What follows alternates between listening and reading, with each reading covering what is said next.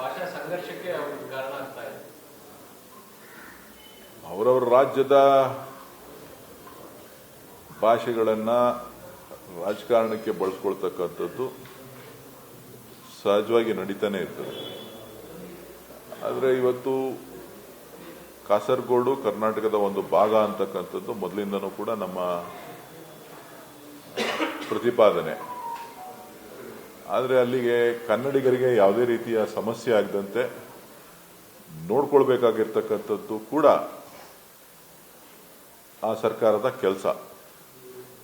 ಬಹುಶಃ ಇವತ್ತು ಏನು ಒತ್ತಡವನ್ನು ಹೇರುವಂಥ ಪ್ರಯತ್ನವನ್ನು ಮಾಡ್ತಾ ಇದ್ದಾರೆ, ಅದರಿಂದ ಗಡಿ ಭಾಗದಲ್ಲಿ ಉತ್ತಮವಾದಂಥ ವಾತಾವರಣ ಇರಲಿಕ್ಕೆ ಸಾಧ್ಯ ಆಗೋದಿಲ್ಲ. ಕೇರಳ ಮತ್ತು ಕರ್ನಾಟಕ ಎರಡೂ ಕೂಡ ಉತ್ತಮವಾದಂಥ ಬಾಂಧವ್ಯವನ್ನು ಇಟ್ಕೊಂಡಿದೆ. ಈ ಬಾಂಧವ್ಯಕ್ಕೆ ಧಕ್ಕೆ ತರುವಂಥ ಕೆಲಸವನ್ನು ಅಲ್ಲಿನ ಸರ್ಕಾರ, ಅಲ್ಲಿನ ಮುಖ್ಯಮಂತ್ರಿಗಳು ಮಾಡ್ತಾ ಇದ್ದಾರೆ. ಅದು ಸರಿ ಇಲ್ಲ ಅಂತಕ್ಕಂಥದ್ದನ್ನ ಹೇಳಲಿಕ್ಕೆ ನಾನು ಬಯಸ್ತೇನೆ. ಚುನಾವಣಾ ದೃಷ್ಟಿಯಿಂದನೇ ಮಾಡಿರ್ತಕ್ಕಂಥದ್ದು. ಈಗ ಮಾಡಬೇಕು ಅಂತ ಅಂದ್ರೆ ಕಳೆದ 10 ವರ್ಷಗಳಿಂದನೂ ಕೂಡ ಅವರದೇ ಅಧಿಕಾರದಲ್ಲಿ ಇದ್ರು.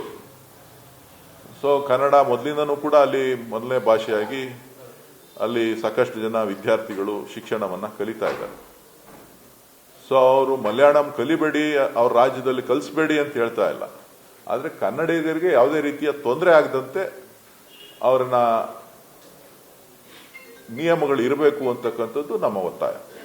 ಸಹಜವಾಗಿ ನಮ್ಮ ರಾಜ್ಯದಲ್ಲೂ ಕೂಡ ಭಾಷೆ ಅನ್ನುವಂತಹ ವಿಚಾರದಲ್ಲಿದೆ. ಆದ್ರೆ ನಾವು ಕೂಡ ಐಚ್ಛಿಕ ಭಾಷೆಯನ್ನ ಅಥವಾ ಅವರಿಗೆ ಇಷ್ಟ ಬಂದಂತಹ ಫಸ್ಟ್ನೇ ಭಾಷೆ ತೆಗೆಯೋಕೆ ಅವಕಾಶ ಕೊಡ್ತೀವಿ. ನಮ್ಮ ಈ ವೈಶಾಲ್ಯತೆಯ ಇದಕ್ಕೆಲ್ಲ ಕಾರಣ ಆಯ್ತಾ ಗಡಿ ಭಾಗಗಳಲ್ಲಿ? ನಾನು ಅದನ್ನೇ ಹೇಳ್ತಾ ಇರೋದು.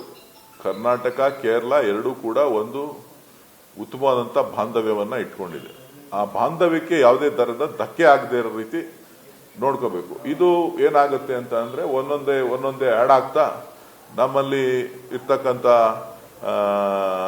ಮಲಯಾಳಂ ಭಾಷಿಕರ ಮೇಲೆ ಬೇರೆ ರೀತಿಯ ಪರಿಣಾಮಗಳು ಬೀರ್ತದೆ. ಅದಕ್ಕೆ ಅವಕಾಶ ಕೊಡಬಾರದು. ಆ ದೃಷ್ಟಿನಲ್ಲಿ ಅಲ್ಲಿನ ಸರ್ಕಾರ ತೀರ್ಮಾನಗಳನ್ನು ಮಾಡಬೇಕು. ವಿಚಾರದಲ್ಲಿ ವೇಣುಗೋಪಾಲ್ ಎಂಟ್ರಿ ಆಗಿದ್ರು ಸರ್. ಈ ವಿಚಾರದಲ್ಲಿ ಅವರು ಮಧ್ಯಪ್ರವೇಶ ಮಾಡಬೇಕು ಅಂತ ಬಯಸ್ತೀರಾ?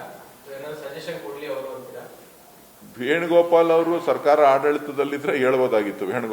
ವೇಣುಗೋಪಾಲ್ ಅವರು ಆಡಳಿತದಲ್ಲಿ ಇಲ್ಲ. ಅವರು ಅಲ್ಲಿ ಏನು ಅದ್ರ ಬಗ್ಗೆ ಪ್ರತಿಕ್ರಿಯೆ ನೀಡ್ತಾರೆ ಗೊತ್ತಿಲ್ಲ. ಬಟ್ ಉತ್ತಮವಾದಂಥ ಬಾಂಧವ್ಯ ಕಾಪಾಡಲಿಕ್ಕೆ ವೇಣುಗೋಪಾಲ್ ಅವರು ಕೂಡ ಒತ್ತಾಯ ಮಾಡಬಹುದು. ಕೇರಳ ವಿಚಾರ ಬಂದಾಗ ನಮ್ಮ ಸರ್ಕಾರ ಬಹಳಷ್ಟು ಸಾಫ್ಟ್ವೇರ್ ಅಂತ ಹೋಗುತ್ತೆ ಸರ್. ಅವ್ರು ಪರಿಹಾರ ಕೊಡೋದಾಗಿರ್ಬೋದು ಅಥವಾ ಅವರು ಮಾತಾಡಿದ ತಕ್ಷಣ ಇಲ್ಲಿ ಮನೆಗಳನ್ನೆಲ್ಲ ಕೊಟ್ವಿ.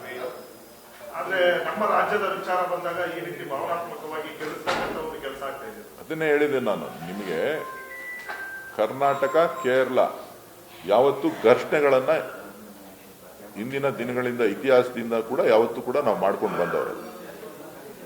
ಸಾಕಷ್ಟು ಕೇರಳ ಭಾಷಿಕರು ಕರ್ನಾಟಕದಲ್ಲಿ ಶಿಕ್ಷಣಕ್ಕೆ, ಉದ್ಯೋಗಕ್ಕೆ, ವ್ಯಾಪಾರಕ್ಕೆ, ಜೊತೆಗೆ ಸಾಂಸ್ಕೃತಿಕವಾದಂಥ ಕಾರ್ಯಕ್ರಮಗಳು ಎಲ್ಲ ರೀತಿಯಲ್ಲೂ ಕೂಡ ಉತ್ತಮವಾದಂಥ ಬಾಂಧವ್ಯವನ್ನ ಇಟ್ಕೊಂಡಿದ್ದಾರೆ. ಸೊ ಆ ಉತ್ತಮವಾದಂಥ ಬಾಂಧವ್ಯವನ್ನ ಇಟ್ಕೊಂಡಿರುವಂಥ ಸಂದರ್ಭದಲ್ಲಿ ಇಂಥ ಸಣ್ಣ ವಿಚಾರಗಳು, ನಾವು ಮಲಯಾಳಂ ಕಲಿಸ್ಬೇಡಿ ಅಂತ ಹೇಳಿ ಹೇಳ್ತಾ ಇಲ್ಲ.